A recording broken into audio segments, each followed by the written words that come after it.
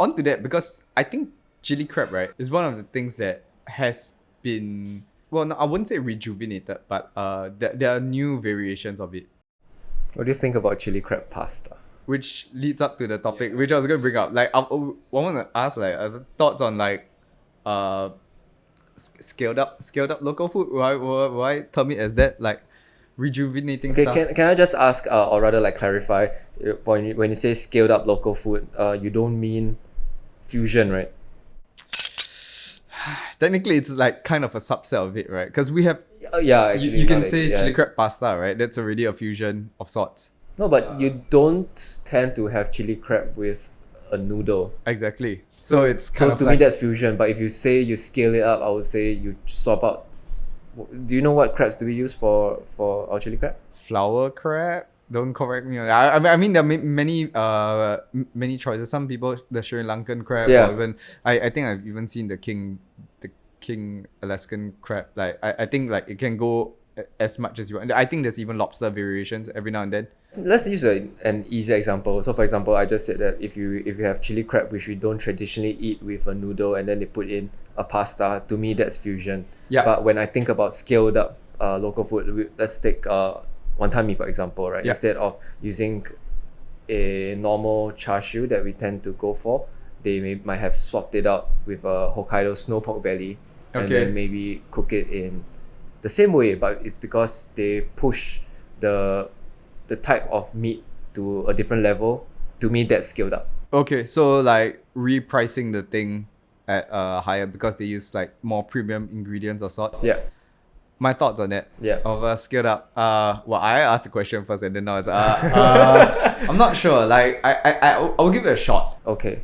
but I don't know how much difference it will make. So I'll still give it a shot. I do believe like some better produce will make a dish better, but is it worth the value additional that you're paying for it? I'm not sure about that. Like some places can really charge really high for say like what you mentioned, maybe a higher grade pork for a char siu or I don't know, luro kind of thing. Like, but is it substantially worth is another thing. I believe that we wanted to talk about this is because I think you and I are on the same page where we feel that the Singaporean flavors are good itself. Like we can compete with a lot of people out there on their cultural dishes and their flavors, right? Like we are proud of our flavors. Yeah. So if there is a way to make our dishes better, scaling it up is the way to go. And my thoughts on it is that I think if done right and tastefully, it's definitely going to be a banger. But the thing is, I feel a lot of food ideas now can be a bit lazy because of food trends. Yeah. Yeah, like putting salted egg on everything. Yep. I think that's very lazy to me. So like if I know of a dish where they say this is scaled up local food, but with a twist, and the twist is done very tastefully, very creatively, I don't see why I won't pay money for it. Yeah, I think like there could be fine dining places that already like done that, but I think sometimes it might get a lot of hate because like people try to reinvent Singapore food, and then a lot of people will be like, no, like why are you touching this? It hasn't been it's already been done. Like why don't try to mess around with something that is you don't need. It's a classic, Yeah, don't yeah, touch yeah. it, right? Like, it's like covers, like if you ever tried covering Queen, you'll get into trouble. Yeah. Oh, yeah. I think that's a very good example. Yeah. But precisely my point, I think like people should give it a shot first before like hating on it. I think there are quite a lot of interesting local flavors that have been taken even out of context. Give an example. I had a chicken rice cocktail. It was nice. Like I think No, it's I just can't imagine. Like I probably can understand it. interesting. Can For you a break it up change. for me? Oh, what do you mean by Like breaking- how I did mean, it had it? like gingery notes, there was some spice, definitely some savoriness. Okay. If I remember. Were there like chili or like No. chicken? I probably more like ginger peppery kind of thing. Okay. But So playing on the herbaceousness of yeah. I think that's interesting. I think it's worth a shot. Like just try it. It may not be everyone's cup of tea, right? But like just give it a shot. But it's kind of how a lot of things start. But I think you should like give it a shot before shooting it out, especially for a lot of keyboard warriors. Like I think try first. If it doesn't work out for you, it doesn't work out for you. Fine. I don't think there's a big problem with that. But at least give it a shot first. Okay. I have a trick question for you. Yeah. because we just try to sort of define scaled up food and fusion food, right? Yeah. If someone puts a plate on a table and it's chicken rice risotto, is that scaled up food or fusion food? I think that's fusion to me. It's like combining like our sort of like clear chicken stock. I think like from culinary wise, I'm looking at it like our chicken stock and the Italian or the Western chicken stock is very different in terms of flavor. So I don't think like putting that flavor in may or may not work. I in fact had a chicken rice arancini before. Okay. With like For the listeners, what's an arancini? it's a basically like a deep fried ball of risotto. So you still have to cook the risotto and then you're shaping it into a So it's croquette, like croquette. so it's like Malacca's chicken rice ball, I guess so. just that deep fried. Yeah, deep fried. Okay, Put it that okay. way. Yeah, we have that in Singapore as well, no? The chicken rice ball. But it's like deep fried with like a batter and stuff like that. That's what I mean, right? Like it's kind of like a fusion upscale kind of thing. Yeah. It's that's why I said like it could be a hybrid of both. But for this case, I'll lean more to fusion, especially how you label it. But on a technique wise, chicken rice is kind of like a risotto. Hot take. But I don't think so because just because ours is less like gravy-esque. It's less sticky, yes, especially because we Ours don't is have more the, granular with the rice. yeah, I we guess. don't have the gravy remains like a risotto Maybe would have. ours more jollof rice. Or like garlic herb But rice. jollof is closer to biryani, right? The Yeah. But I'm saying like granular Yeah, rice. yeah, okay, You okay, get what yeah. I mean. But I would dare say like risotto is a side. Like to all the Italians out there, I'm waiting to feel the flame and the heat from this.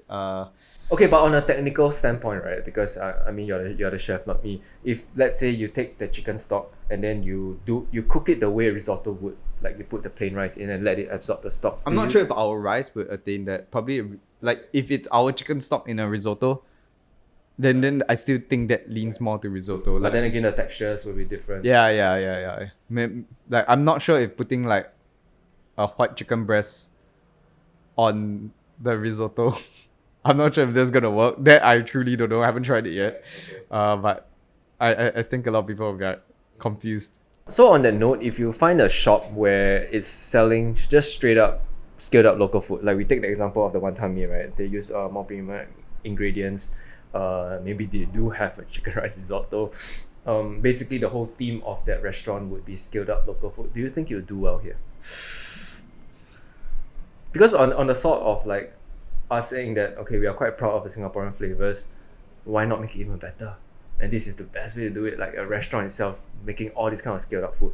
Do you think it works here? No, I think we're so accustomed to paying the lower prices. I'm truly not sure whether we would pay.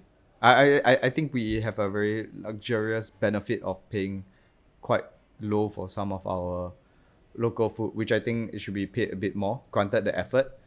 But if like I was to just randomly say some Japanese farm fresh organic chicken and start putting on chicken rice, right, and I charge like $15-$20 for a plate, I'm not sure if it'll work. Although on this note, like I would say like we have things like chatterbox at the same time, right? Yeah, $18 chicken rice. Yeah, proving the difference. But then again, that's more on rent rather than scaling up the food, I think could right? be as well like you're paying more.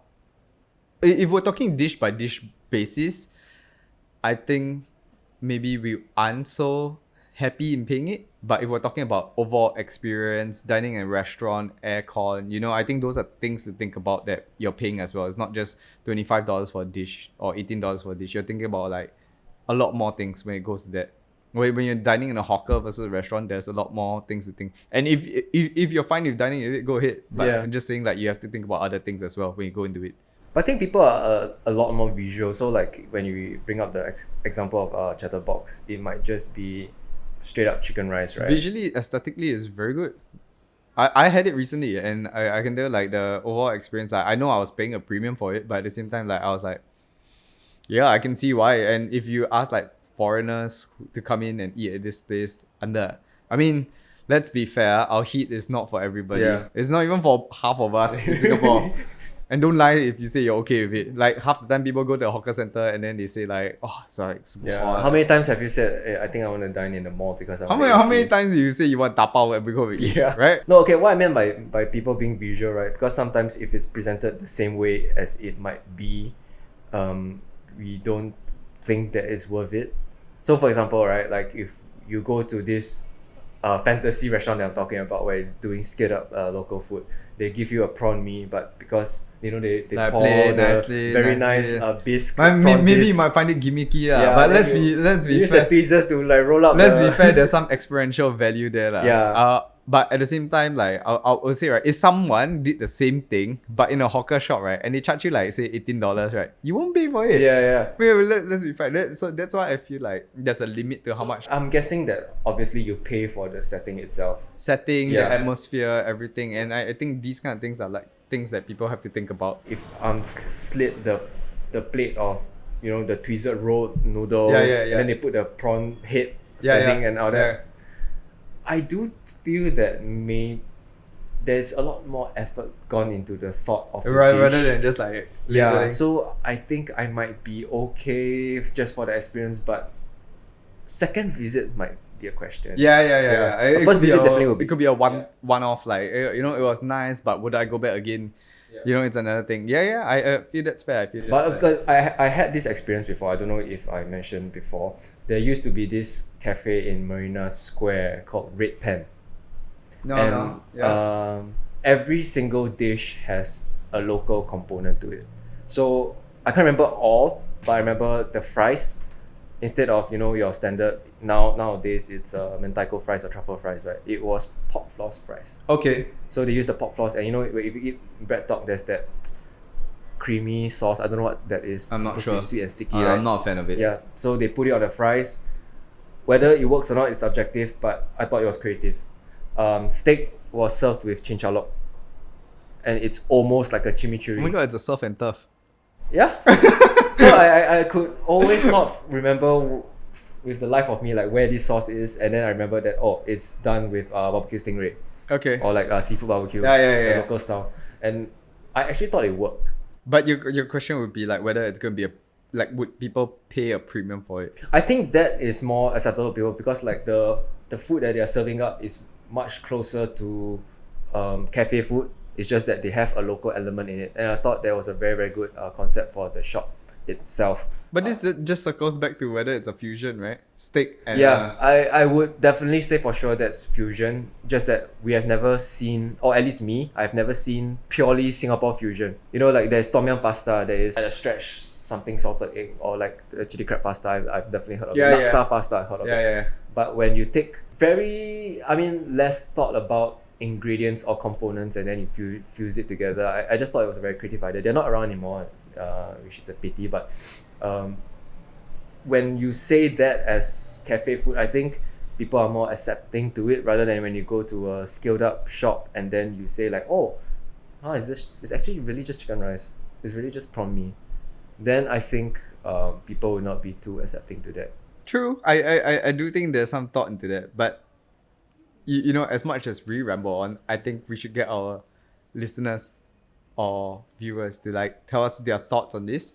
Because I for one believe like it's about effort and the end product. It has to be decent, but also we have to be like very objective with regards to like the setting and all that kind of thing. Like, I mean, hypothetically, if we had like some 3-star Michelin Singapore food, which I don't think we would have, or at least not in Singapore. I mean, if they have it, right? Okay, for example, this kind of setting like this, we're in Paraphrase, it's an 8-seater.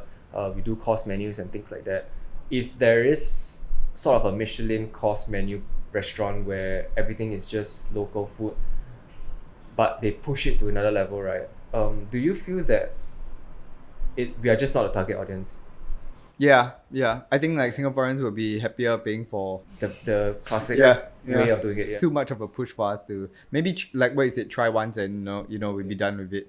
I think we have that maybe for like the Peranakan food, like we have like candle nut and all that kind of thing, and I think like some people will tell you otherwise, like whether they like it or not. So Listeners or viewers, let us know what you think. I think we'll be very interested to see what. But would you do it though? Like No, no. no, it's not something I'll do. Okay. It's not my cup of tea.